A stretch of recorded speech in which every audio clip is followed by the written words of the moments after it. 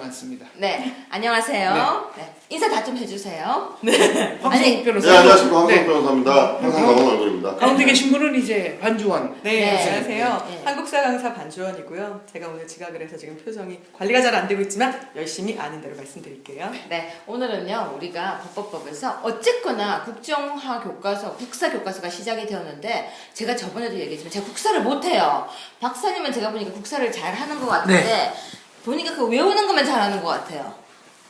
아니 역사는 관점을 가지고 봐야 된다. 아, 그런 거. 대한민국이 자랑스러운 역사다. 이 근데 지금 사관을 보니까요. 갖도록 노력. 전 진짜 이해 안 가는 몇 가지가 있어서 유명하신 선생님을 모셔서 진짜 질문을 좀 해보려고 합니다. 우리 방송에 벽이 올라갔군요. 그렇게 알고. 아유, 감사합니다. 우리는 전문가를 불러서 뭐 제가 모르는데 어떻게 제가 그러니까. 하겠어요. 전문가에게 네. 물어보려고 하는데요. 저는 이게 이해가 안 가요. 제일 먼저 첫 질문인데 이게 기사가 나왔어요. 기사가 나왔는데 보수 우파가 1948년 건국론에 목매는 이유는 친일파 과거 세탁이다 이런 말이 나오는데 먼저 이거는 박사님이 보실 때 이거 어때요?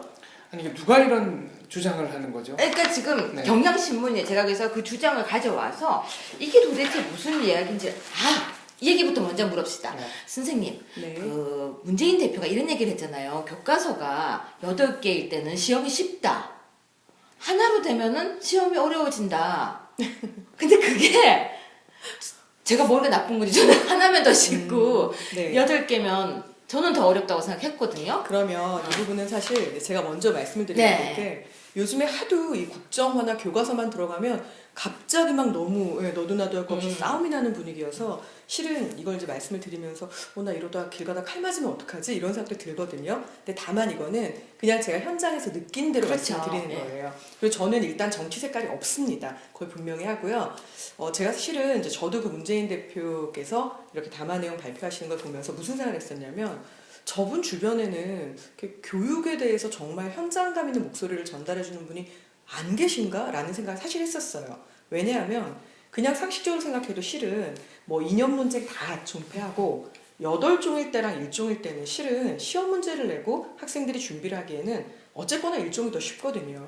근데 이제 그쪽의 논리는 뭐냐면 8종일 경우는 그렇지 않은데 1종일 경우에는 하나니까 결국 여기 있는 내용을 달달달달 완벽하게 암기를 해야 된다. 요만한 거 하나까지. 그렇기 때문에 시험이 더 어려워지고 사교육이 증가한다. 이런 내용인데요. 실은 지금은 학원이 됐건 학교가 됐건 사실 알고 계시죠?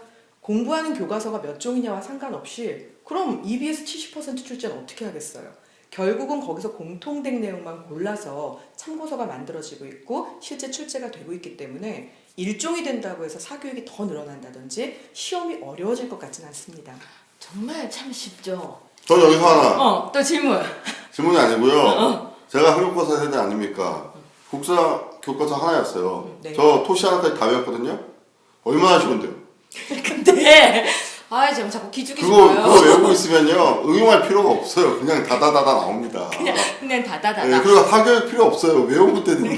근데 되게 무식해 보인다. 자기는 다 외우면 된다고 하니까. 박사님은요? 저는 국사를 재밌어 했기 때문에. 됐어요. 저는 국사가 저보다 재미없어서. 한술입니다. 저는 제가 왜 국사가 재미없었냐면 외워야 됐어. 오늘 굉장히 바람직한 두 분이 계신데요. 국사를 좋아하시고 네. 국사를 잘하시고 불량. 이런 분이 전 계시네요. 진짜 불량인 거예요. 국사 아니 외우는 게 태종태세 싫어요. 문단세도 못 외운다는 건 좀 충격적이었어요. 그걸 여기서 밝히시면 어떡합니까? 저는 먹방만 잘 찍겠습니다. 그러면 근데 지금 교과서가 그러면 어려워진다는 건 그건 일단 약간 루머였다. 네. 그죠? 그러면 그러니까 논리적이지 않다. 네. 그러면 또 두 번째 질문. 네. 질문이 오늘 굉장히 많은데 두 번째 질문요. 선생님, 그러면 선생님은 6차하고 7차 교육 과정에 다 계셨잖아요. 그렇죠. 근데 그 차이점 혹시 전 진짜 이거는 차이점도 이해가 안 가서 선생님이 느끼는 차이점 좀 설명해 주실 수 있어요? 일단은 이제 6차하고 7차가 달라졌다를 얘기하기 전에 먼저 이런 분이 계시더라고요. 우리나라는 대한민국이란 이름으로 개국을 한 이래 거민정이었다. 아니다. 괴속국정이었다. 근데 실제로는 이제 우리나라가 6.25 전쟁 끝나고 사실상 거민정 체제를 선택했었어요. 그랬다가 1974년 이제 박정희 정권 때 이게 국정화로 돌아섰고요. 그러다가 2002년이 되면서 다시 이제 거민정 체제를 선택했는데 그때 한꺼번에 국사가 쫙 거민정으로 풀린 게 아니고요.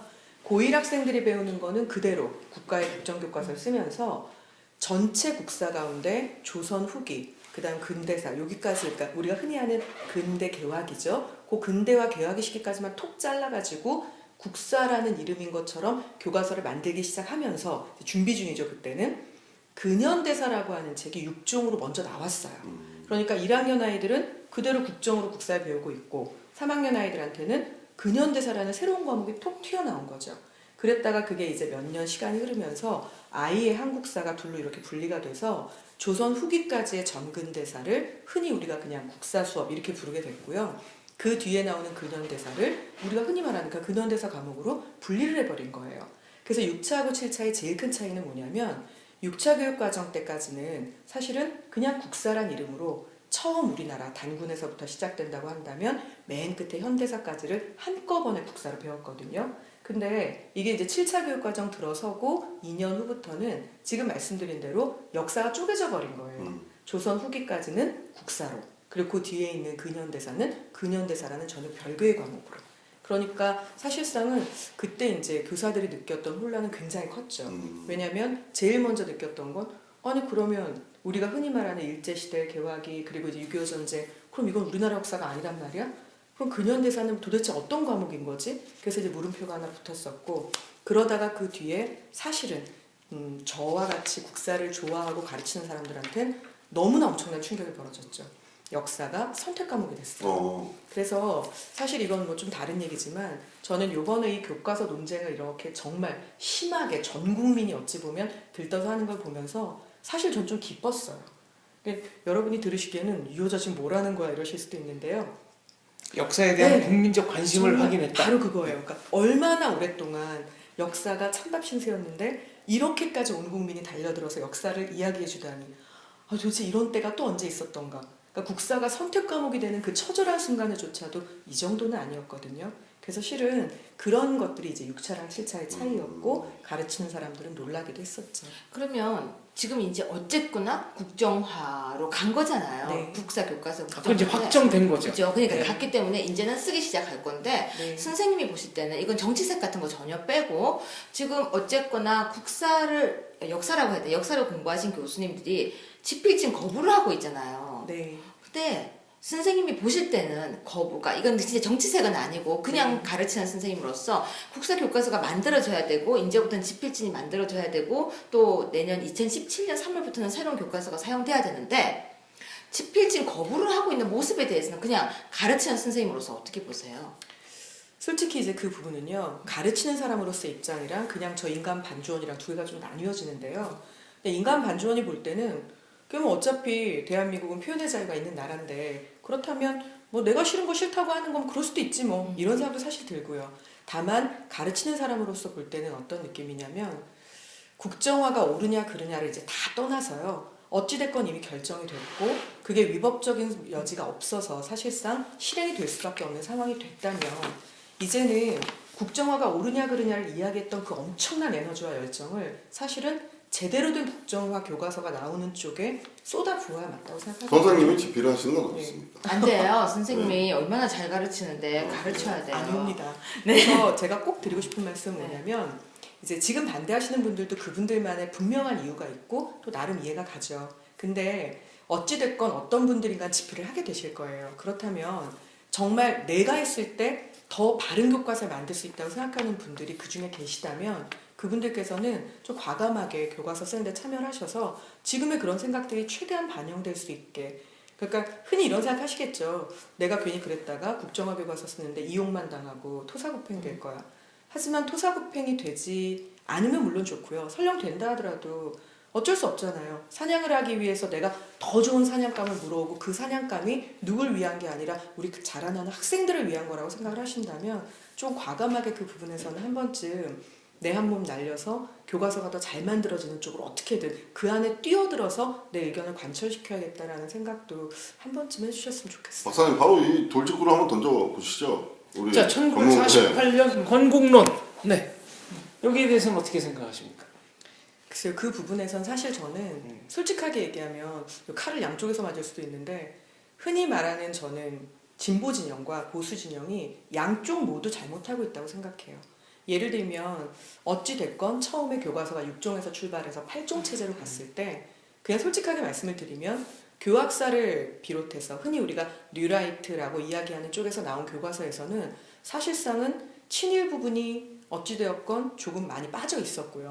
그리고 무엇보다 일본이 우리나라에 대해서 식민지로서 굉장히 많은 만행을 우리에게 저질렀던 부분들이 굉장히 애매한 문구로 예를 들면 일본의 그와 같은 것들은 우리나라 개화에 도움이 된 부분이 분명히 있었다라는 식으로 선생님 네, 그럼 그 결과가 부분에서 놓여져 하나만 있었거든요. 질문. 네. 방금 그 표현들이 네. 지금 2015년 지금도 계속 교과서에 남아 있나요? 제가 진짜 그 예, 교과서 유사하게 남아 유사하게 있죠. 아직도 네. 남아 있고 네. 왜 그걸 여쭤봤냐면 국사 교육부에서 국사의 교과서에 대한 지침서가 내려갔더라고요. 네. 근데 그 지침서가 생각보다 되게 디테일해요. 디테일한데 이제 거기서 근데 좀 다른 문제가 있어요. 네. 뭐냐면 일단 이제 했던 얘기를 마무리하자면 그래서 교학사 쪽은 사실 보수 쪽 진영에 훨씬 가까웠고요. 나머지 출판사들은 실은 초반에는 정말 많은 오류가 사실은 있었어요. 물론 그 오류가 나머지 누구의 7건이 입장에 다르지만 근데 그래서 결국 어떤 일이 벌어졌냐면 지금 말씀하신 거랑 연결된 건데 국가에서 그 말 그대로 가이드라인에 맞지 않는 것이다라고 물론 국가 얘기가 다 옳다는 뜻은 아니지만 그거에 해당하는 거를 찾아내서 이제 지필진들한테 너네 검인정 교과서 우리가 검인정 해줄 때 이런 부분에 가이드라인 주지 않았냐 그런데 일단 검인은 받았지만 너희들 이 내용이 문제가 있으니 고쳐라 근데 그게 한 800군데가 좀 넘게 지적이 됐어요. 그럼 그런데 나머지 그러니까 나머지 출판사에서 교학사 교과서에는 그러면 그런 거의 부분은 지적받은 게 사실 없었는데요. 없었는데. 그것도 옳진 않아요. 왜냐하면 네. 누가 봐도 지적했어야 할 만한 것들이 너무 이렇게 내 식구 그때. 감사기식으로 넘어간 부분도 솔직히 있었다고 생각해요. 물론 제 개인적인 생각이고. 예. 네, 제 개인적인 생각은 다릅니다. 네, 그건 이따가 근데 일단 네. 그 800군데가 넘는 곳이 지적이 됐는데 문제는 400여 군데 정도를 이제 지필진 분들이 수정을 해주셨어요. 근데 그리고 나머지 부분은 계속해서 수정해라 안 된다 이렇게 하다가 이게 수많은 소송으로 이어졌거든요. 본인들이 그래서- 거부했죠. 예 맞아요. 수정을 그래서 사실은 거부했습니다. 그 이후에 어디까지 갔냐면 수정해 주세요라고 했는데 수정이 안 되니까 그러니까 이게 그 검인정 법원 명령까지 교과서가 갔어요. 검인정 교과서이기 때문에 이제 교육부에서 수정 명령이 내려갔는데 가이드라인이 내려갔는데 7개 교과서가 지금 수정을 안 했다는 얘기네요. 800군데 넘는 지적 중에 절반 정도는 수정을 하고 400개가 하고 나머지는 이제 수정이 안 되고 그리고 계속해서 수정하라고 하는 그 얘기 속에 그게 이제 차츰 몇 개씩 더 수정이 되다가 최후에 수십 개가 남았는데 그건 절대 못하겠다라고 하는 바람에 결국은 법원 명령이 떨어졌어요. 법원 명령. 고쳐라 이렇게. 예. 그리고 그분들은 이건 말도 안 된다. 난 차라리 절필하겠다. 이제 이렇게 돼서 사실 사태가 굉장히 커졌거든요. 그래서 이게 누구의 잘못이냐를 논하기 전에 그거는 사실 그대로 이제 팩트니까 네. 있었던 일이고요. 그래서 그 부분에서 이번에 국정화를 이야기하시면서 국가 쪽, 정부 쪽에서 내건 얘기 중에 또 하나가 있었어요. 봐라, 검인정을 하니까 이렇게 쓸데없는 소모전이 되지 않느냐. 수많은 소송으로 얼룩진 교과서라는 게 말이 되냐. 그런 부분을 조금 빠르게 시간을 단축하기 위해서라도 국정화가 필요하다. 그러니까 결국은 이게 누가 더 옳았느냐는 사실은 각자의 판단 몫이고요. 단지 그런 일이 있었고 국가는 지금 현재 그런 부분에서의 소모를 줄이기 위해서라도 국정화해야겠다라고 이야기는 하고 있고 또 이쪽에 이제 지필을 거부했던 분들은 왜 어째서 국가가 검 인정했으면 그걸로 된 거지 가이드라인을 치는 것만 해도 사실은 그게 분명하게 자유의 침해인데 지필에 있어서는 그걸 가지고 법원 명령을 하고 결국은 7종 풀어주고 8종 풀어주면 뭐하냐 똑같은 교과서를 막아내라는 거냐 이제 이렇게 해서 또 하실 말씀들이 여전히 양쪽 다 있는 그런 상황이죠. 박사님 그 상황을 제가 잘 몰라서 문제는 네. 교학사를 제외한 나머지 7종 교과서는 지필자들이 상당수 좀 겹칩니다. 네, 따라서 맞아요. 그 7종이 그럼 과연 다양한 교과서냐 여기에는 그래서 이제 그게 왜 겹치는 거예요? 의문의 여지가 있고 이른바 네. 대한민국의 사학계는 대한민국의 현대사를 민족사관 내지는 민중사관으로 보는 분들이 대세를 장악하고 있습니다. 좀 거칠게 요약을 하면 이 민족사관이라는 것은 민중사관이라는 것은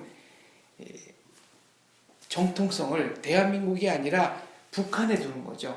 왜요? 제가 진짜 국사가 무지하다는 걸 요즘 계속 그거는- 빠지게 느끼는데 그거는 베나TV에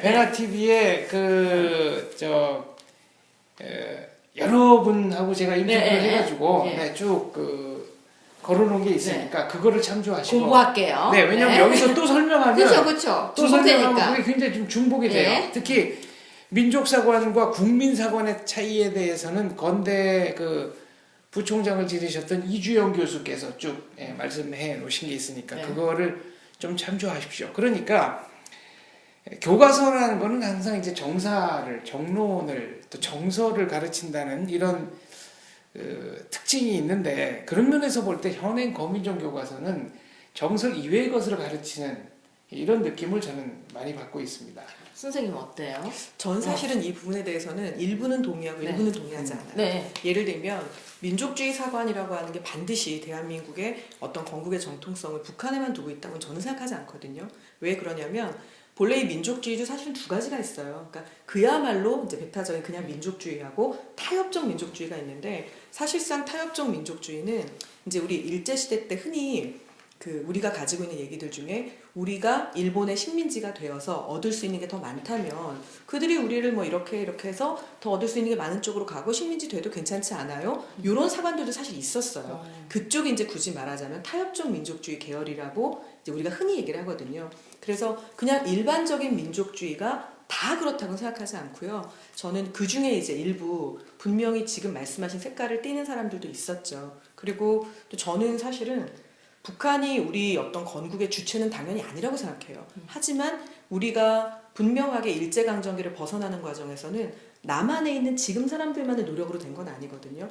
그 당시에는 남북이 갈라져 있지 않았으니까 저는 지금 북한에 있었던 사람들도 물론 이제 뭐 김일성을 이야기하는 게 아니라 일반적인 다수의 이제 국민들 그리고 애국지사들을 얘기하는 건데, 그들도 분명하게 노력해서 지금의 대한민국이 만들어졌기 때문에 어쩌다 보니 이념 논쟁으로 나라가 둘로 쪼개졌고 서로 자기가 정통이라고 주장해야만 살아날 수 있는 상황이 돼버려서 그게 이제 그렇게 악용되는 면이 없지 않아 있다고 생각하는데, 이게 이제 따지기 시작하면 또 굉장히 복잡한 근데 저는 들어가는데, 한 가지만 네. 지적을 하고 싶으면 분명 지금 교과서 7정 교과서 집필진들이 대한민국에 대해서 우호적 입장은 아니라고 봅니다. 왜냐하면 변호사 입장에서 본다면 네. 교과서는 우리나라가 의무교육을 취하고 있기 때문에 의무교육이란 말은 강제성이 들어가요. 강제성은 선택이 없다라는 것이고, 선택이 없는 것을 강요할 때는 반드시 의무가 따라옵니다. 그렇기 때문에 교과서를 집필한다는 것은 결국 국가로부터 어떤 요구를 받을 수밖에 없어요. 마치 방송에 대해서 전파법이 적용이 되면서 방송국에서 국가가 제한이 들어간 것 같은 얘기거든요.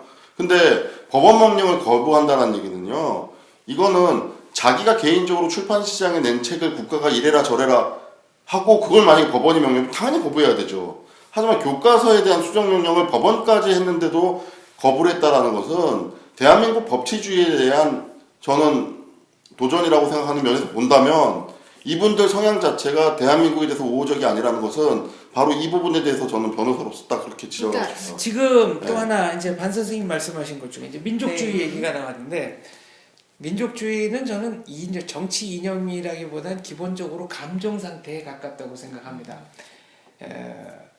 그리고 우리나라에 그러면 이른바 근대적 민족주의라는 게 언제 들어와서 언제 형성이 됐느냐, 이건 이제 일제시대 때예요. 아무리 올려잡아도. 그러면 북쪽에 말하자면은 이제 북쪽에 남아있던 분들 가운데 독립운동에 기여한 분들이 없지 않아 있다. 분명히 있습니다. 사실이죠. 그런데 그럼 그런 분들은 일제를 물러가게 하는데 어느 정도 공로가 있다고 해도 그런 분들이 지향한 독립의 지향점은 뭐였느냐? 공산주의 운동에 있어서 공산주의의 조국은 소련이었습니다. 소비에트였기 때문에 그분들이 궁극적으로 꿈꿨던 것은 일당 일국가, 그러니까 일국가 일공산당 체제에 의해서 말하자면 공산주의의 지부를 세우는 것이었지, 그게 지금 우리가 생각하는 우리 민족의 우리 국가를 세우자는 것과는 또 정치적으로 차이가 있는 겁니다. 그래서 제가 오늘 이제 반 선생님을 모신 이유 중에 네. 정말 제일 큰 이유가 뭐였냐면요. 지금 보면은 저는 양쪽 진영의 싸움이 저는 정치 싸움이라고 보이시는 거예요. 저는 100% 정치 네, 저는 싸움이라고 이게 생각합니다. 정말 교과서에 대한 사랑과 국사에 대한 애정이 아니라 저는 법을 하는 사람으로서 볼 때는 전 이건 정치다. 이건 한마디로 말싸움이고 정치인데 아까 우리 변호사께서 지적해 주셨잖아요. 거민정이라는 것도 국가가 관여하는 거란 말이에요. 그러니까 저는 국정과 거민정이 큰 차이가 없다라고 보는 사람이에요. 국정도 네. 하나로 국가가 하는 거고 거민정은 여러 개의 자유권을 주지만 국가가 그래도 가이드라인을 설정하는 건데, 그 가이드라인을 설정했는데 그 길을 벗어나겠다고 하면 그건 개인의 논문이 되는 것이지 학교에서 배우는 교과서가 저는 아니라고 생각을 한 거예요. 네, 그래서 사실 그 네. 부분에서는 제가 꼭 하나 짚고 네. 넘어가고 싶은 게, 이제 교과서는요, 물론 그러기 참 어렵긴 하지만 특히 역사 교과서는 역사라는 학문의 특성에 대해서 우리가 한 번은 생각을 해봐야 네. 돼요. 예를 들어 수학은 공식을 하나 배우면 다른 문제가 나와도 응용을 해서 풀 수 있죠. 국어는 내가 문법을 배우면 전혀 못 읽어본 그 문장이 나와도 그걸 적용해서 문제를 풀 수 있어요. 역사는요, 흔히 말할 때 두 세대, 한 세대가 30년이니까 이게 60년이죠. 60년이 지나기 전의 이야기는 어떤 평가를 내리기 어렵다라고 역사학자들이 이미 얘기를 했어요. 그렇다면 이유는 간단해요. 그 역사의 주인공이라고 말하는 사람들이 다 살아서 사회에서 뭔가 주도적인 일을 하고 있는데 거기다 대고 넌 잘했고 넌 못했고 넌 나빴고 이거 진짜 어렵거든요. 그렇다면 우리나라의 근현대사는 실은 어찌 보면 일반 사회, 정치, 경제 이런 과목에 해당하는 내용일지도 몰라요. 지금은. 어쩌면 지나간 예, 역사가 어쩌면. 아니라 그렇죠. 그거는 근현대사는 예. 지금 사회에 속하는 걸 수도 그렇죠. 있다는 거죠. 그렇기 때문에 실은 평가를 내리기가 굉장히 어려워요. 그렇네요. 그래서 저는 어떤 교과서를 사실은 원했냐면 가르치는 사람으로서 아주 객관적인 팩트만 딱 들어있는 교과서예요. 그게 제가 말하는 교과서예요. 제가 배울 때는 그랬던 것 같은데요. 근데 이제 아주 그 미묘한 디테일의 단어들 그- 혹은 느낌들을 뭐 예를 들어 그리하여 슬펐다, 안타까웠다, 혹은 뭐 분통이 터진 일이었다라는 식의 것들을 여기 이제 감정적 넣으면 평가가 들어가는 그렇죠. 거죠. 그리고 이제 거기다가 예를 들어 그리하여 매우 좋았다라든지 아니면 훌륭했다라든지 빛났다 이런 것들은 그냥 우리가 읽을 때는 그게 아닌 줄 알고 그냥 쓱 읽지만 사실은 감정이 들어간 거고. 근데 선생님 그런 예. 문장이 안 들어가면 되잖아요. 아주 드라이하게. 그렇죠. 아주 드라이하게. 근데 아주 88년 드라이해도 서울올림픽 개최. 그렇지. 점. 아니 그리고 1948년 땅, 예를 들어 1950년 땅 이렇게 하면 자 되는데 이제 거기도 어떤 문제가 또 생기냐면 문제가 있나요? 예컨대 일본 교과서는 네. 1905년부터 1910년 일본은 한국을 병탄하였다 이렇게 쓰느냐 진출하였다 이렇게 쓰느냐 이 단어 자체도 벌써 객관적 선택이 아닌 겁니다. 그래서 박사님 제가 네. 지금 9가지 단어를 한번 준비해봤어요. 네. 그래서 정말 단어를 보니까요.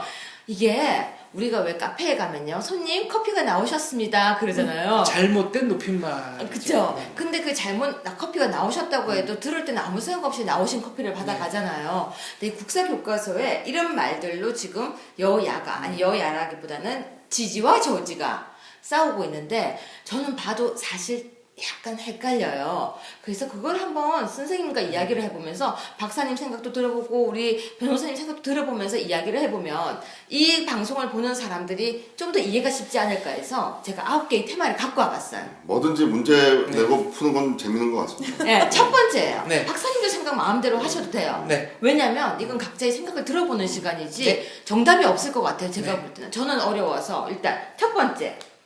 이거 정말 자 봐요. 대한민국 정부가 출범하였다. 네. 그런데 이걸 북한 정부를 수립하였다.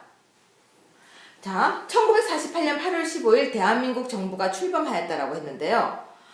1948년 9월에 조선민주주의인민공화국을 수립을 선포하였다. 이 부분이 그렇게 문제가 된 부분이래요. 문제가 되죠. 예, 그래서 제가 아까 그런 거예요. 일단 이거는 역사적 사실을 고의적으로 비튼 겁니다. 네.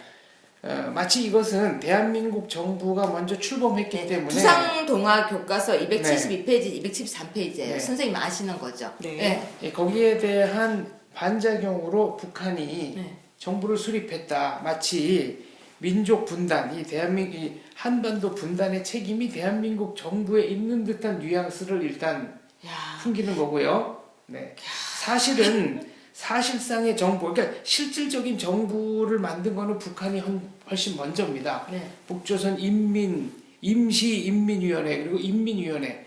아니 근데 군대를 조직하고 집회를 발행했으면 그거 정부잖아요. 8월 세금 15일이 걷고. 대한민국이고 북한은 9월인데 왜 북한이 먼저? 북한의 인민위원회는 이미 1946년 2월에 그러니까 먼저다. 조직이 되니까 예. 예. 그러면 먼저라는 박사님 얘기고 보실 때는 그 다음에 출범과 수립이라는 단어 자체도 출범이라는 것은 아무리 조그만 단체라도 단체. 일단 시작했다. 예. 근데 수립이라는 것은 훨씬 공식적이고 그러니까 정부 같은 그런 그렇죠. 큰 그런 뉘앙스를 그러니까 주는 겁니다. 북한은 수립이라고 쓰니까 큰 것을 얘기한 거고 대한민국은 출범이라고 했으니까 작은 것을 말하는 것이다. 일단 뉘앙스 자체가 그렇다. 여기서 라는 이제 거죠. 질문 하나. 네. 선생님 학생들이 이걸 배울 때요. 이거 저는 진짜 학생들이 이거 배울 때 이 단어에 대한 의미를 생각하면서 배웠나요? 솔직하게요? 네, 솔직하게 선생님 진짜 전혀 아니죠. 왜냐하면 학생들한테 그 문제는 어떻게 나오냐면 대한민국 정부랑 북한 정부 지금 공식적으로 이제 수립된 거 네. 순서대로 나열하시오. 그러니까 제가 아니면은 그 네. 다음 중 예를 들어서 몇 년도에 있었던 일이 아닌 거 맞는 거 그냥 이렇게만 고르기 때문에 별 생각이 없죠. 그러니까 문제는 네. 문제는 가랑비에 옷 젖는다고. 그래서요. 네. 제가 지금 그 얘기를 하려고 하는 거예요. 제가 학생들한테 물었어요. 여기서 국정화를 반대하시는 분들이 하는 얘기가요. 다양성이라는 얘기를 계속 하시더라고요. 8개의 교과서가 있어야 되고 다양성이 있어야 되고 학생들은 교과서 선택의 자유가 있어야 된다라고 하는데 선생님 첫 번째 질문. 학생들이 교과서를 선택하나요? 아니죠. 네. 일단은 교사가 선택하는 거죠. 학교장이 학교. 일단 학교장이, 파워가 네. 크고요. 네. 그 다음은 교사 그리고 이제 교육감도 분명하게 영향을 줄 수 있고 네. 또 하나는 만약에 교육감이 공문을 하달하게 되면 사실 그 공문을 비껴갈 수 있는 용기가 있는 교장 선생님이나 교사는 그렇죠. 나오기 어려울 수도 그럼 있죠. 여기서 제 질문은 학생들은 교과서 선택을 할 수 있는 다양성을 선택할 수 있는 기회가 선생님 있나요? 없나요? 이거예요. 아주 단순하게. 일단 없고요. 네. 또 한 가지 제가 거기서 꼭 붙여드릴 말씀은 다양성이라는 건 말 그대로 달라야 다양성이잖아요. 네. 근데 솔직하게 지금의 8종은 다 비슷해. 1종 대 7종의 싸움이거든요. 어찌 보면. 그러면 결국 그건 다양하지 않죠. 그나마 교학사 교과서를 채택했던 곳은 전국에 딱 하나였는데 근데 그것도 안 됐잖아요. 그나마 여러 가지 물리적 압박 이런 것 때문에 채택 못했습니다. 그러면 7종 교과서가 지금 현재 배우고 있는 거네요? 예, 그다음에 그러면 다양성을 그렇게 그런데 제가 학생들한테 물었어요. 대학생들한테. 여러분 교과서가 8종인데 혹시 학교에서 선택한 교과서가 만약에 B 교과서면 여러분이 나머지 교과서를 가지고 다양하게 공부를 해봤나요? 라고 물었더니요. 선생님 생각에는 어떠세요? 애들이 공부 당연히 그렇게 안 하죠. 그래서 애들이 당연히 본 적이 없대요. 그렇다면 제가 생각할 때 다양성에서는 아니지 않나 싶은 생각이 드는 거예요. 그러니까 슬로건을 다양성. 그건 맞죠, 선생님? 저는 제 그 생각에. 부분엔 저도 동의를 하는데요. 네. 일단 다양하지 않다고 했잖아요. 그러니까 종류가 몇 종이냐가 문제가 아니라 내용으로 봤을 때 정말 다른 주장들을 해야 되는데 그건 일단 아니다. 그러하지 않기 때문에 그리고 그 부분에 붙여서 실은 이번에 국정화가 돼도 요건 이제 잠깐 얘기 네, 먼저 하자면 문제인 것 중에 하나는 이제 몇몇 그 교육감님들이 벌써 말씀하셨잖아요. 그럼 국정 만들어라. 나 국정 그거 쓰라고 하니까 일단 사긴 하지만 채택 안 하고 나는 네. 그냥 프린트물 만들어 수업하게 하겠다. 대체 바로- 교육 자료를 만들겠다. 네, 바로 사실 그거예요. 학생들은 이미 학교에서 지금 현재 있는 교과서를 8종을 선택을 해도요. 대부분의 경우는 솔직하게 얘기하면 EBS 교재 가지고 공부하는 학교도 너무 많고 선생님이 만들어준 요점 정리 프린트만 암기하는 학교도 너무 많이 있기 때문에 교과서 저도 상관없이. 교과서만 가지고 종수가 늘어나면 다양해진다는 의견에는 저도 찬성하지 않아요. 선생님 두 번째 질문은요. 네. 지금 현재 이제 교과서 말고요. 이거 제가 들은 얘기예요. 자습서라고 그러죠. 네. 그것도 문제가 많다라고 하던데 선생님 보실 때 참고서나 자습서도 분명하게 문제가 많이 있는데요.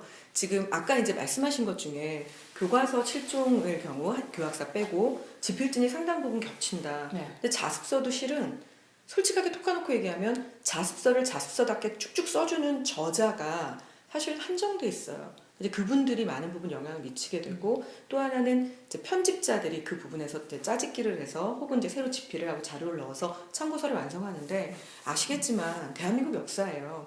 이게 완전하게 다른 책이라는 게 있을 수 있을까요? 없어요. 그럼 결국은 단어 조금씩 하면서 자기의 생각을 넣는 건가요? 이제 그런 부분들이 있고 그 다음에 또 하나는 저는 약간은 이 부분도 물론 굉장히 명석한 사람이 의도를 해서 이렇게 했을 수도 있어요.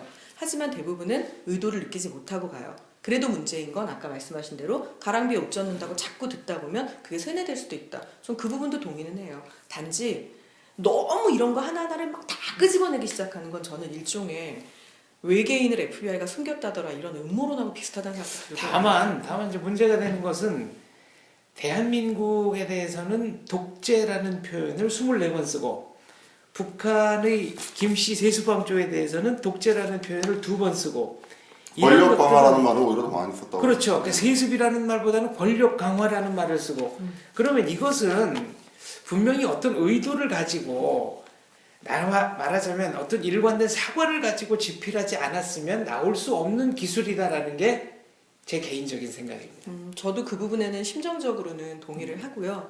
그리고 바로 그렇기 때문에 아까 말씀하신 대로 그런 교과서 이제 어찌됐건 아까 제가 국정화가 이미 정해졌다면 좀 더 잘 쓰기 위한 방법을 우리가 모색해봐야 된다고 했잖아요.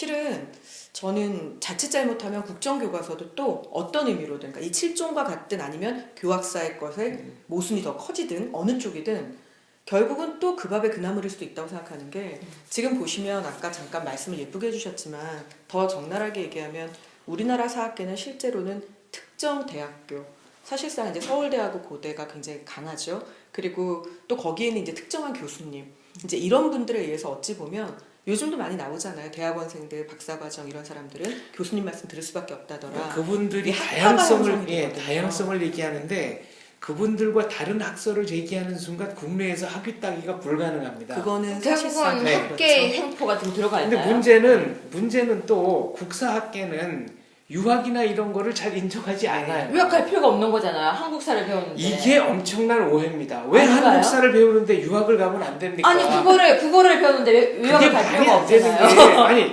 일단 네. 국문학도 비교문학이라든가 뭐 여러 가지 다양한 각도가 있고요. 한국사라는 거는 기본적으로 세계사의 일부입니다. 그렇죠. 그 인정해요. 예. 그래서 한국의 근현대사뿐 아니라 고대사도 세계사적인 맥락을 이해하지 않으면 그 온전한 그림이 잘 안 들어와요. 저는 사실 국사를 무조건 대한민국이 잘했고 대한민국이 위대한 나라였다라고 기술하는 거에 반대하는 입장인데 그 이유는 자칫 잘못하다가 이것이 객관적으로 전 세계인들이 인정하지 않는 사실을 마치 우리가 객관적 사실인 양 주장을 하면 이게 국수주의로 가는 겁니다.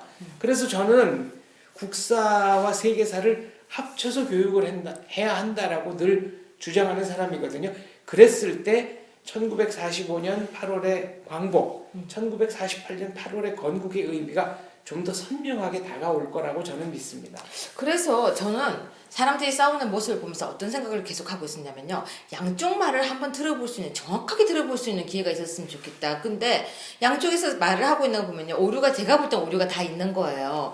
그래서 선생님을 모시면서 제가 이 이야기를 지금 질문하는데, 선생님이 볼 때는 이게 지금 두산동아라는 교과서에 현재 있다고 하는데, 이 단어가 선생님이 가르치는 입장에서 선생님은 어떻게 가르치세요, 그러면? 솔직히 저는 어떻게 가르치냐면 네. 대한민국 정부가 이렇게 해서 이제 출범을 했다라고 써 있으니까 네. 출범을 했는데 기다렸다는 듯이 이미 네. 사실은 나라를 반으로 나누려는 의도를 품은 채로 이미 모든 준비를 마쳤던 상태에서 대한민국이 저렇게 출범을 하니까 아싸 기회다라는 생각으로 보란 듯이 난 너네 때문에 열받아서 만드는 거야 라고 하면 북한이 정부를 짜잔 수립했다 이렇게 가르치죠. 그러면 단어가 결국 출범과 수립이 그대로 사용이 되는 거예요. 하지만 이제 그 중간 부분에 어떻게 설명하냐에 따라 학생들은 아. 제가 하는 말을 듣고 아까처럼 근데- 생각하진 않을 거예요. 그러니까 제가- 아까 1946년 2월에 이미 북한이 인민위원회를 설립하고 그게 인민위원회로 가고 47년에 이런 사실은 싹 빠져 있어요. 그래서 사실은 참고서들 중엔 보면요, 이제 그게 또 들어간 경우가 있어요. 예를 들면 대한민국 정부가 출범하였고 기다렸다는 듯이 북한은 이를 빌미로 정부를 수립했다. 그게 저는 이렇게 여기서 하는 거죠. 그 좀 하나 얘기하고 싶은 게 예를 들어서 이제 제 분야 같은 경우는 교수님들이 그 보는 시각이 달라요. 그러니까 헌법을 어떻게 보느냐가 우리나라도 빅3라는 분이 계시는데 다 다르거든요.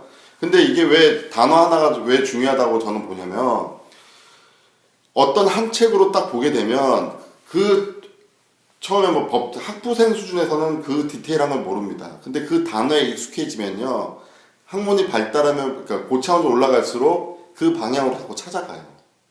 생각이. 그러니까 제가 연세대학교 출신이니까 이제 허영 교수 재단이기 때문에 어려운 말을 쓰자면 이분은 그 기본권의 객관적 질서를 되게 강조하시는 분입니다. 그래서 서울대학교의 김철수 교수님은 객관적 질서라는 걸 인정 안 하세요. 그래서 그분은 이중성이라는 말을 쓰시죠.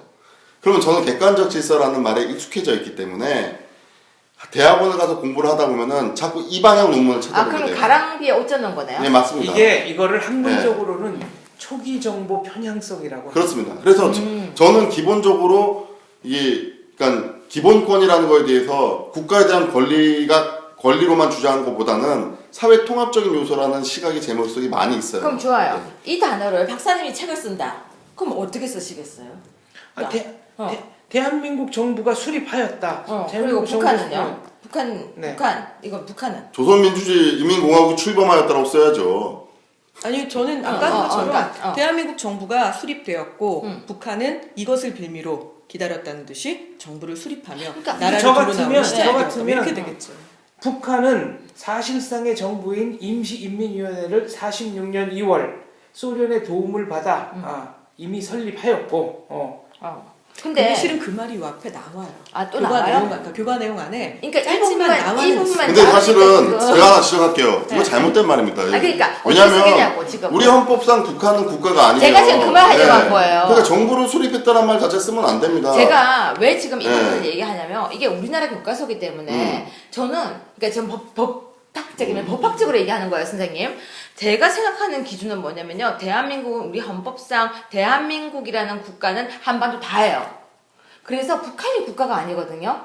북한이 국가가 아니고 대한민국 국민이라고 하면 북한이 국가라고 북한을 국가라고 인정을 안 하고 우리는 항상 무슨 예를 들어서 속인주의, 속지주의 할 때 얘기를 해요. 그렇다면 그 관점에서 보면 대한민국 정부는 수립이고 또 북한 정부는 수립이 아닌 거예요. 근데 또 정말 네. 재밌는 건 네. 사실은 이 내용 말고요. 또 뭐라고 되어 있냐면 네. 유엔을 비롯한 전 세계가 네. 한반도 내 유일한 정부는 남한에 만들어져 있는 대한민국 정부다라고 인정했다라는 문구가 또 들어는 가 있어요. 그러니까 그것대로 이것대로 사실은 따로 국밥으로 놀고 있는 상황이죠. 그렇죠. 그래서 저는 이 첫 번째 질문을 왜 했냐면 헌법에는 그렇게 하고 있는데 왜 국사 교과서에서는 이렇게 할까가 진짜 궁금한 거예요. 근데 저는 사실 초기 정보의 편향성이라는 개념보다 네. 이게 저처럼 역사를 가르치고 이런 사람들한테는 이게 사실은 다른 부분으로 조금 위험하게 느껴지는 건 뭐냐면 가르칠 때 자체는 두 분한테는 죄송하지만 학생들은 이 단어에 관심이 없기 때문에 그렇죠. 시험엔 안 나요. 네. 단 문헌의 오염이란 부분에선 저는 오히려 걱정이 되는 네. 게 이런 기록이 교과서, 검인정이든 뭐든 어쨌거나 국가가 인정해준 교과서에 계속해서 반복적으로 쓰이다 보면 200년, 1000년 지난 후에는 이게 국가의 공식 문서처럼 돼버려요. 그렇죠. 그럼 그때는 네. 그게 이제 그때는 그랬다는데 이런 이제 문헌이 이걸 보고 또 만들어주고 사실은 수없이 많은 문헌들이 이 말씀이 더 중요한 그게 말씀이에요. 제일 중요한 말 같네요. 이게 사실 굉장히 중요한 제일 얘기예요. 중요한 말 같네요. 뭔가 잘한 것 같아요. 아니 지금 선생님 지금 저는 그래서 국사 교과서를 반대하시는 분들이 저는 국사 편찬위원회에 오히려 들어가야 된다고 생각하는 거예요. 아까도 제가 말씀드렸지만, 그러니까 공식적인 곳에서 본인들의 목소리를 낼 수 있게끔 되셨으면 전 정말 좋겠고요. 저도요. 거기에다 꼭 하나 붙이고 싶은 말이 있어요. 아까 말씀드린 대로 어쩔 수 없이 학계는 굳어져 있는 학풍의 세습이라는 부분을 우리가 지금 당장 고칠 수는 없거든요. 근데 이건 교과서예요. 물론 한 분야에 대한 굉장히 깊이 있는 지식도 물론 필요하지만 실은 예를 들어 제가 역사교육과다. 역사교육과에서 국사 시간에 가르치듯이 그렇게 고조선부터 현대사까지 쭉 대학교에서 수업을 하지 않아요. 저희들도 뭐 배우냐면요. 현대 독일 노동운동사 이런 것부터 시작해서 그럼 세계사가 사학과에서 맞나요? 배우듯이 그렇게 배워요. 그러면 세계사란 말이 맞나요? 세계사도 국사도. 배우고 한국사도 배워요. 그럼 국사가 세계사의 하나라는 그러니까 말이 교육학 맞는 이론도 거네요. 배우고 그러니까 이런 것들을 다 배우거든요. 네. 근데 실은 그럼 그거는 그렇게 배우고 그러면 학교 가가지고 어떻게 그 수업을 해? 저희도 공부해요. 교사 따로. 자격증도 받아야 되고 그쵸? 인증 시험에도 합격해야 되고 그래서 결론은 지금 보고 있는 교과서를 만들 때 늘 그랬다시피 그 밥에 그 나물인 그 유명한 교수님들만 초빙해서 또 그 얘기 이렇게 할 게 아니라 이게 이렇게 문제가 많다면 정말 현장에 있는 학교 선생님들 이번에 국정화 교과서도 실제로 교수님들이 수십 명 들어갈 때 현장 선생님은 8명에서 9명 투입하겠다 이렇게 얘기했거든요. 그것만으로는 제가 장담하건대 그분들은 가서 목소리도 못 내요. 여기 전부 박사, 교수 이렇게 붙이고 있는 분들 막 너한테 지긋하신 분들이 이게 맞는 거야 라고 말씀하시는데 거기서 학교 선생님이 이렇게 손든 다음에 저기요 이거 굉장히 어렵거든요. 좀 더 광범위하게 이 부분에 대해서 뭔가 토론도 하고 그 토론한 것들을 받아 안을 수 있는 그런 좀 더 많은 열린 기회들이 있으면 국정화 교과서가 그걸 잘 흡수할 수 있다면 오히려 이거는 우리나라 교과서가 더 좋아지는 전화위복 계기가 저도 될 수도 그렇게 있겠죠. 저는 이번에 저 같은 변호사도 들어갔으면 좋겠어요. 그것도 네, 아니, 그래서- 아니 그리고 법학자도 들어가고요, 역사학자 다 들어가고요, 네. 또 문화사 학자들도 학자뿐만이 아니라 전문가들이 전 들어가야 된다고 생각해요. 자, 아까 이제 근데 우리 반 선생- 끊어야 네. 돼요. 네, 요거 하나만 더 안 돼, 지적하겠습니다. 시간이 네. 올라가야 돼요. 알겠습니다. 아직 좀 다음 있어. 편. 4시까지. 다음 편으로. 자, 아니 또 있어. 우리 이제 그러면 반 선생님이 제가 먼저 교과서에 빠지고 네. 분장을 하러 가겠습니다. 네, 알겠습니다. 예, 제가 또 빠지고 분장을 하러 갔다 오겠습니다. 우리 인터넷 방송이 이게 좋아. 자, 교과서에 네, 갔다 올게요. 유엔이 대한민국을 합법적인 유일의 한반도 유일의 네. 정부로 인정했다라고 그 이제 역사적 팩트입니다만은 천재교육 교과서 308페이지에는 대한민국이 한반도 이남 지역에서의 합법 정부다. 이렇게 이제 기술을 해놨거든요. 그랬다가 이제 수정을 해서 고쳤죠. 그렇죠. 되게 수정 전인데 제가 이 부분에서 그래서 이번 주에 꼭 드리고 싶은 말씀이 하나 있었어요. 제가 그분의 실명을 거론하기는 좀 그렇고 얼마 전에 굉장히 영향력 있는 어떤 분께서 이런 말씀하시더라고요. 너네 8종으로 만들게 해줬는데 너네가 결국은 좀 너무 많은 실수를 하지 않았냐? 그래서 국정화된 거다라고 말을 했더니 그분 하시는 말씀이 그거는 초창기 1년 6개월 동안의 얘기고 1년 6개월이 지난 후에 정말 많이 수정을 해서 지금 점점 더 좋아지고 있다. 근데 굳이 이제 와서 왜 국정화로 가냐 이렇게 말씀하시더라고요. 근데 그 부분에서 저는 다른 건 차치하고 꼭 한 가지 드리고 싶은 말씀은 그럼 1년 6개월 동안은 이 교과서를 쓴 거예요. 수정 전에 거. 그렇습니다. 그리고 네. 그동안 배운 학생들은 그게 평생의 유일한 국사교육 1년 6개월이었을 그럴 수 수도 있어요. 있겠죠. 예. 그런데 그 학생들이 이렇게 배운 부분에 대한 문제점을 너무 가볍게 1년 6개월만 썼어요. 그 이후에는 많이 고쳤잖아요. 라고 말씀하시면 실은 그건 굉장히 무책임한 얘기거든요. 예, 그렇기 더더군다나 그분들은 교학사 교과서에 몇 개 틀린 거를 나중에 또 고쳐서 나왔음에도 불구하고 그래도 안 된다고 주장하셨죠. 또 그런 분들이. 그래서 저는 사실은 그 부분에서는 이 말씀이 그러니까 왜 우리가 지금 막 싸우는 게 어찌 보면 흑백 논리잖아요. 근데 흑하고 백이 왜 꼭 이렇게 싸움을 해야 되는지 저는 다양성을 얘기하는 분들한테 꼭 묻고 싶어요. 세상에는 흑하고 백만 있는 게 아니라 회색도 있잖아요. 근데 회색이 채도랑 명도에 따라 얼마나 많이 다양한 회색이 있는지 아시죠? 우리가 이제는 쟨 회색 분자야라는 말이 더 이상 욕이 되지 않는 시대가 돼야 그게 또 어찌 보면 다양성의 시대인 거잖아요. 근데 거꾸로 흑과 백을 얘기하시면서 중간에 많은 흑 쪽에 좀 더 가까운 어두운 회색, 백 쪽에 좀 더 가까운 밝은 회색인 사람들한테 넌 뭐야? 너는 기회주의자에다가 박쥐 같아. 어느 한쪽으로 정하란 말이야. 이렇게 다그치지 않으셨으면 좋겠어요.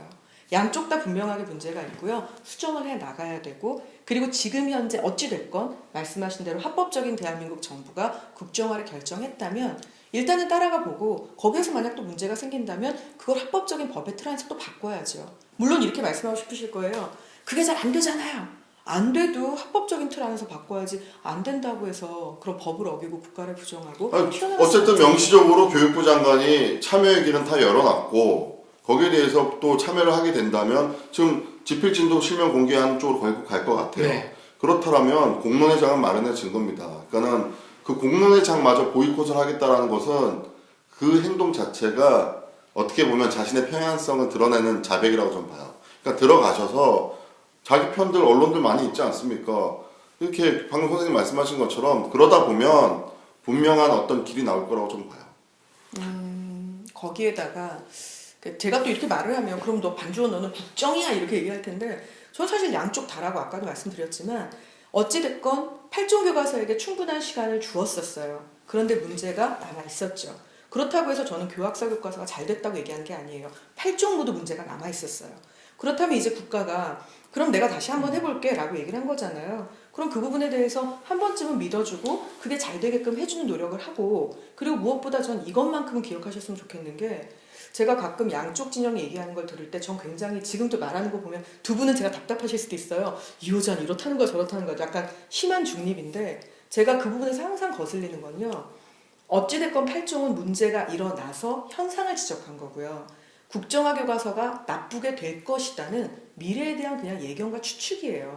현재 그렇게 된 건 아니잖아요. 그렇기 때문에 좀 더 지켜볼 부분이 분명해요. 여기서 저 질문 하나 드릴게요. 네. 교과서 없는 건 어떻습니까? 전 나쁘지 않다고 생각해요. 왜냐면 사법시험 시스템이 그래요. 교과서가 그렇죠. 없어요. 그래서 출제위원들이 여러 군데서 이제 만약에 교과서를 한다면 수능을 전국 고등학교 교사님들한테도 문제를 다 받아요. 그래서 비토를 합니다. 이건 안 돼, 이건 안 돼, 이건 안 돼 하고 문제를 딱 추려서 내요. 이렇게 되면 시험이 되게 어려워집니다. 근데 그 부분은 문제가 두 가지는 있어요. 네. 하나는 이게 교과서가 없는 상태에서 지금 현행의 어떤 수능 제도 네. 이런 것들은 아시다시피 다 객관식 문항을 최대한 빠른 시간 안에 따다다다 풀어서 딱 점수가 나와야 되잖아요. 사실 교과서라는 절대 기준이 없이 어느 정도 힘든 부분이 있고요. 또 하나는 뭐냐면 그렇게 이제 교과서가 없어지고 어떤 토론에 이제 열린 장이 이렇게 쭉 열렸을 경우에 사실상 교과서로 공부를 하는 것과 다른 형태의 수업 방식이 이루어져야 되는데 그렇게 되려면 지금 현재 교사이신 분들이 또 연수라든지 이런 걸 통해서 새로 다 바꿔 배워야 되잖아요. 거기서 이제 또 한 가지 걸림돌이 만약 그렇게 돼버리면 60점 만점의 시대가 옵니다. 100점이긴 한데. 네. 그리고 이 부분에서 그렇죠. 사실은 정부가 약간 실수를 한 부분이 하나 있긴 해요. 그건 제가 말씀을 드릴게요. 1년 전에 어떤 일이 있었냐면 EBS에서 이제 문제를 출제한 거예요. 근데 그 출제된 문제에 대해서 정부 쪽에서 이거 문제 좀 이상하다 바꿔라 이렇게 이제 지침이 내려온 거죠. 근데 그거는 어떤 교육부의 공식적인 명령 이런 게 아니라 그냥 정부 윗분이라고 돼서 그게 그 당시 언론에 뭐 문제가 됐었어요. 근데 그게 어떤 것들이었냐면 예를 들어서 김원봉이라고 하는 그 대단한 독립운동가에 네. 대한 부분을 어찌됐건 이 사람은 좀 좌파 성향 아니니 이건 빼고 그 다음에 전태일의 사진이 나와 있는 부분을 이거 좀 어둡지 않냐 그럼 그거는 우리 어떤 경부고속도로 개통모습을 바꿔라 이런 식으로 그래서 사실 문제를? 예, 문제를 그 네. 여운형에 대해서 출제된 문제를 굳이 뭐 북쪽으로 넘어간 사람 문제 내냐 남쪽에 있는 사람도 많은데 문제 바꿔라 이렇게 그래서 사실은 그게 이제 문제가 다 바뀌었어요 정말로 그리고 이제 그게 언론에 보도가 되면서 너무 심한 거 아니냐 이거는 이렇게 됐는데 저도 그 부분은 분명히 심했다고 생각해요. 단 여기서 교훈을 얻어야 될 건 그 윗분이 정말로 그게 예를 들어 뭐 그냥 톡 까놓고 청와대의 뜻이었는지 아니면 그냥 과잉 충성의 과정에서 나온 해프닝이었는지는 분명히 구분할 필요가 있고요.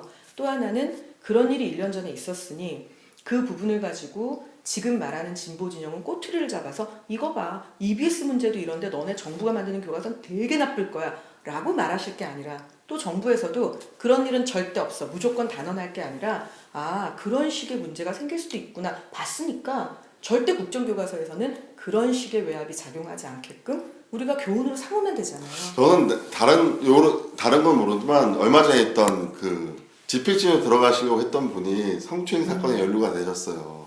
근데 제발 논의의 수준을 격하를 시키지 않았으면 좋겠어요. 그 사람이 성추행했다고 해서 국정화가 잘못됐다라는 거는 그럼 말하는 사람 스스로의 논리 수준을 좀 그렇지 그 않습니까? 인과관계가 없는 거고 또 최 네. 교수님은 고대사 전공이지. 네. 근데 그걸 나와서 방송에까지 얘기하는 사람이 있더라고요. 그래서 그건 진짜 너무 네. 아니죠. 뭐 쌀밥 먹고 취하면 이제 밥을 다 없애나요? 그러니까. 네, 그러니까는 알겠죠. 좀 근데 이제 제가 좀 성향이 오른쪽에 들었는지 모르겠지만 진보 진영이라는 분들의 논의 문제 제기 수준에 너무 좀 낮아요. 그러니까 토론을 하려고 그래도 그런 식으로 나와버리니까 예. 네. 어느덧 뭐 50분 가까이 됐기 때문에 아쉽지만 벌써요? 네. 논의는 여기서 1차 마무리를 하도록 하겠습니다. 제가 오늘 너무 사실 늦게 와서 더 많은 얘기를 하고 싶었는데 그게 너무 아쉽고요. 다음에 국정화 밥을 교과서- 사신다고 약속을 잡으시고 그냥 살 거예요. 예. 사고요. 국정화 교과서의 현안 문제만큼이나 이 교통이 막히는 것도 꼭 해결해 주셨으면 알겠습니다. 소박한 바람을. 네, 여기까지 하겠습니다. 감사합니다. 네.